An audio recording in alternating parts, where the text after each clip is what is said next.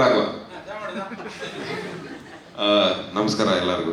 ಪ್ರಮೋದ್ ಶೆಟ್ಟಿ ಅಂತ ನನ್ನ ಹೆಸರು. ಅವನೇನೋ ಅರ್ಧ ಗಂಟೆ ಹೊಗಳದ, ಇನ್ಯಾರೋ ಮುಕ್ಕಾಲು ಗಂಟೆ ಹೊಗಳಿದ್ರು.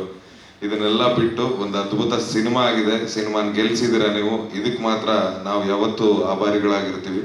ಮಂಗಳೂರಲ್ಲಿ ರೆಕಾರ್ಡ್ ಬ್ರೇಕಿಂಗ್ ಶೋಸ್ ಕೊಟ್ಟಿದ್ದೀರಾ.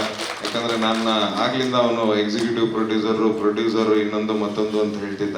ಸೊ ನಾನು ಆ ಆ್ಯಂಗಲಲ್ಲಿ ಮಾತ್ರ ಮಾತಾಡ್ತೀನಿ. ನಟನೆ ಅನ್ನೋದು ನನ್ನ ಪ್ಯಾಷನ್ನು. ಅದು ನನ್ನ ರಂಗಭೂಮಿ 20 ವರ್ಷದಿಂದ ನಡ್ಕೊಂಡ್ಬರ್ತಿದೆ. ಅದ್ರ ಜೊತೆ ಅದು ನಡ್ಕೊಂಡು ಹೋಗುತ್ತೆ.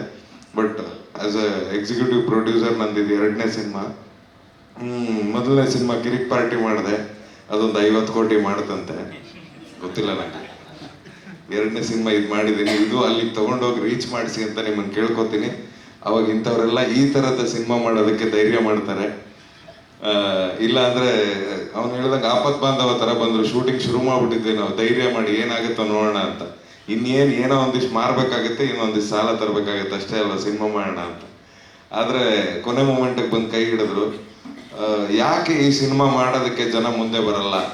ಇದನ್ನೇ ದೊಡ್ಡ ದೊಡ್ಡ ಸ್ಟಾರ್ಗಳು ಅಥವಾ ನಮ್ಮ ಗೆಳೆಯ ರಕ್ಷಿತ್ ಶೆಟ್ಟಿನೇ ಇಟ್ಕೊಂಡು ಮಾಡ್ತೀವಿ ಅಂದರೆ ಇನ್ನೊಂದು 10 ಕೋಟಿ ಹಾಕ್ತೀನಿ ಸರ್, ಸಿನಿಮಾ ಮಾಡೋಣ ಬನ್ನಿ ಅಂತದ್ದು. ಆದ್ರೆ ಈ ಸಿನಿಮಾಕ್ಕೆ ಯಾಕೆ ಬರಲ್ಲ? ಇದು ಆರ್ಟ್ ಮೂವಿ ಆಗುತ್ತೆ, ಇದು ಕಮರ್ಷಿಯಲ್ ಆಗಲ್ಲ, ಇದು ಹಿಟ್ ಆಗಲ್ಲ, ಇದರಲ್ಲಿ ಯಾರು ಸ್ಟಾರ್ ಇಲ್ಲ, ಮಕ್ಕಳನ್ನ ಇಟ್ಕೊಂಡು ಸಿನಿಮಾ ಮಾಡ್ತೀರಾ? ಇಲ್ಲಿ ಒಂದು ಪಾಯಿಂಟ್ ಹೇಳಲೇಬೇಕು. ಸಿನಿಮಾ ರೆಡಿ ಆಯಿತು, ರಿಲೀಸಿಗೆ ರೆಡಿ ಆಯಿತು, ಪಬ್ಲಿಸಿಟಿ ಮಾಡಿದ್ವಿ, ಪ್ರೀಮಿಯರ್ ಶೋ. ತುಂಬ ಖುಷಿಯಾಗಿದೆ ಏನಂದರೆ ಎಲ್ಲ ಸರಿನೂ ಪ್ರೀಮಿಯರ್ ಶೋ ಮೊದಲನೇ ಶೋ ಬೆಂಗಳೂರಲ್ಲಿ ಆಗುತ್ತೆ. ಅದು 9:30, 9:55 ರಾತ್ರಿ. ಏನಕ್ಕೆ ಅಂದರೆ ಕಮೆಂಟ್ಗಳು ಆಚೆ ಬರದೇ ಇರಲಿ, ಅಷ್ಟರೊಳಗೆ ಬೆಳಗ್ಗೆ ಸಿನಿಮಾ ರಿಲೀಸ್ ಆಗುತ್ತೆ ಅಂತ. ಆದರೆ ಇಲ್ಲಿ ಮಂಗಳೂರಲ್ಲಿ 12:30ಗೆ ನಾವು ಫಸ್ಟ್ ಶೋ ಮಾಡಿದ್ವಿ, ಪ್ರೀಮಿಯರ್ ಶೋ. ಅದು ನಮ್ಮ ಗುರಿ ಇದ್ದಿದ್ದು ಮಕ್ಕಳು ನೋಡಬೇಕು ಅಂತ. ಆ ಗುರಿನ ದೇವರು ಸಾಧಿಸ್ಕೊಟ್ಟ. ಮಕ್ಕಳೇ ನೋಡಿದ್ರು ಫಸ್ಟ್ ಟೈಮ್ ಸಿನಿಮಾನ.